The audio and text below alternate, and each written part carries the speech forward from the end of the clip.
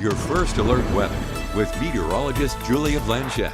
Unfortunately, the sunshine and above average temperatures have yet to return to western Colorado today. We have dense cloud coverage, and that cloud coverage is expected to stick around for a strong period of time. We have rain in store for us here in Grand Junction and other valley locations. The high country is expecting to see more snow, so let's take a look at everything you are expecting to see in the next few hours. Your live radar is showing you some snowfall up over the high country. None of it looks to be very serious just yet, but we do have some rain finally crossing over from that border. It's going to bring passing showers to Grand Junction, Montrose, and Delta. Even the Cortez area is going to see a little bit of action today. They're expecting more action than us up in the valleys because this storm system is actually originating from the southwestern corner, and that means all of this is lifting up and bothering the San Juan Mountains a whole lot more than it's bothering the Central Valley areas. We are still going to see negative repercussions like colder temperatures, but rain and scattered showers are going to be more of the MO for the valleys. We're not going to see much snowfall. Flurries are possible, but again, it's not going to be very likely. The storm system is far from consistent. A lot of it's really scattered, and there's one extra catch. After this storm system,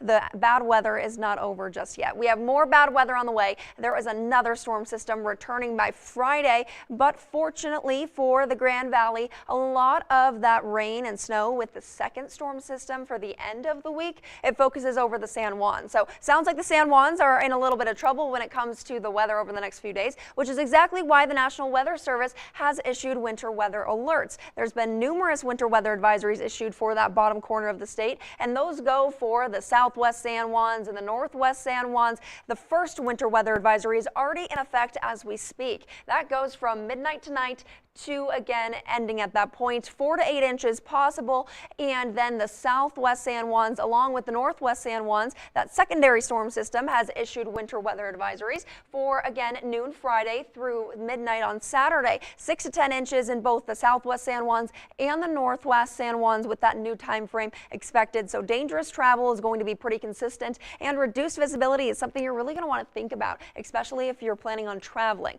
The moisture is something we can't complain about. We needed it. It's been a little bit closer to drought conditions rather than accurate moisture predictions, but the freeze warning is our primary concern for the valleys, even though that snow is not exactly the worst thing. We're expecting freeze warnings, which are going to bring sub-freezing temperatures as low as 22 degrees. That's for Grand Junction, Fruita, Palisade, the National Monument, and Whitewater. This ends around 9 a.m. Thursday morning, but I would not be surprised if the National Weather Service issues more freeze warnings going into our next 24 to 48 hours, because unfortunately sub-freezing temperatures are just not going to disappear at least until Saturday evening. So we're still seeing the negative repercussions on agricultural land and vegetation across Colorado.